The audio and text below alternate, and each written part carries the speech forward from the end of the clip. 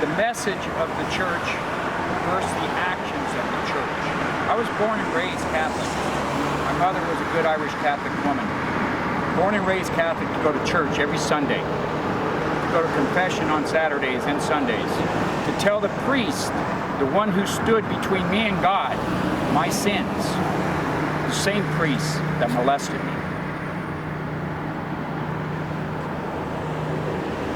The memories of these events creating confusion and much pain in my life still to this day. Although pain can be a motivation to heal, fear can grow greater than pain. And that fear can encompass that pain to keep you from saying anything. Only when the pain becomes greater than the fear can a person move forward through that pain and through the fear into a better place to allow the healing to start. Today I'm doing that by standing here giving you this statement. I am exposing the ones responsible for the abuse and those that will be held accountable for their denial, their cover-ups, and knowledge of these acts. I kept silent for many years. Tim had mentioned, why would somebody wait 40 years to come out and finally tell somebody? If this was about exposure, if this was about being in front of a camera, I would have done it years ago, before the list came out. I actually contacted Christian Brothers in 2013 to let them know that I was molested by John Moriarty. I contacted LaSalle and talked to a brother Donald, who was very kind and understanding, yet the church decided to go ahead and give their cookie cutter, give you 10 therapy lessons or 10 therapy sessions at up to $2,200 to get better. This is over 40 years of pain and suffering, that 10 visits and $2,200 is not going to correct. When I injured my right knee in a motorcycle accident, I had more physical therapy given to me for a right knee injury in a quicker amount of time. I kept silent for many years, worried that if I did say something, if I said anything, I would be called a liar. Or that I provoked this behavior in some way. I was told back then that these were men of God who would never do such a thing, yet they did.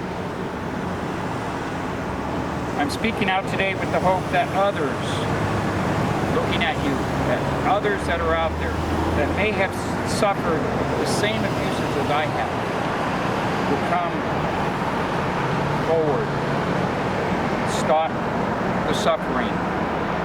The silence does not work. I would like to urge those of you to file a report with the California Attorney General if you have seen, suspected, or suffered crimes of cover-ups in the Oakland Diocese and any other diocese within the state of California in relationship to the crimes I've mentioned today. Please take advantage of the new law that Governor Newsom has signed that helps victims expose children, sexual abusers in a court of law. I'd like to thank you all for being here today. Thank you for hearing me. Any questions? Angela, go ahead. Tell us how you feel.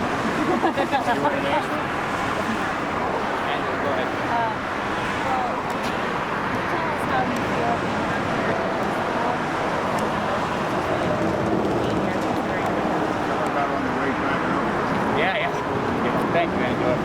Good question. Emotions came up on my way in here today. I haven't stood in front of this high school in almost 40 years. I grew up here in Hayward, born and raised in Hayward.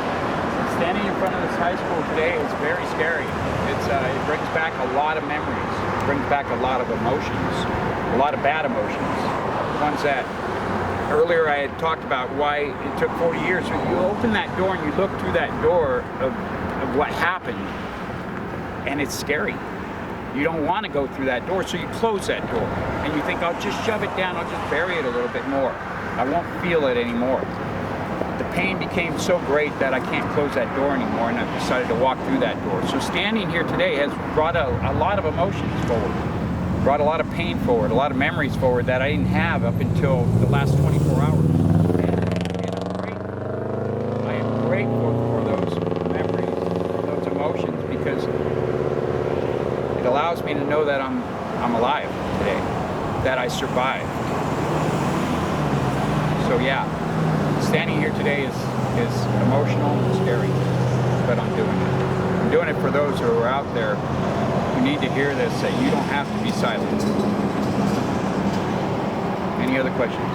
Can you tell me how old you were?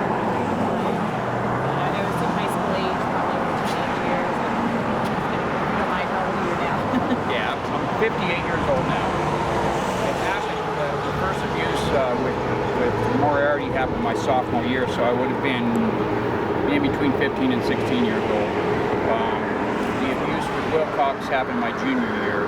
I won't get into too much detail, but I was 16, 17 at that time. The relationship with Moriarty was longer, Yes. far more intimate. Moriarty was a sweet talker, groomer. Would get these kids, he would hang out in the halls, because I was a Christian Brother school in another city. It was like, well, what was he doing at this school? And it was like, well, he would come and recruit for the retreats, right? Yeah. Right. And befriend kids and get them up to St. Helena and then Apple Valley. And that's where he would sexually abuse them. Wilcox, by contrast, was the principal priest, the authority, and far more of a hard line. Can I ask you, or either Sure. one of you, did the two know That's a Each good other? question. Yeah. That's an excellent question. Yes, they did know each other. Throughout my 3 years here at Moreau, Brother John would frequently visit the school. He'd be in the hallways. He'd be walking through the hallways, talking to students and everything, bubbly and happy as he always was, you know. Wilcox knew him because he was the principal of the school and the head priest of the school. So Brother John Moriarty, no doubt, had communication with Gordon Wilcox. And please forgive me, it's difficult for me to use the word brother and priest, father and brother. I refer to them today as John and Gordon, you know, because I don't think, my beliefs in God are strong today. My beliefs in the people of the Catholic Church who are devoted and true to their religion are strong today, and I appreciate them. And I don't want them to be categorized as John and Gordon, because they were the ones that were the abusers.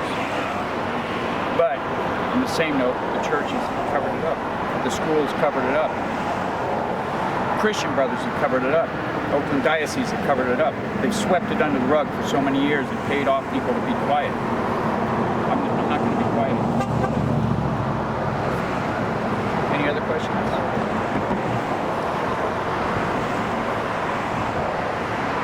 Let me ask you, Susan, since I have No problem.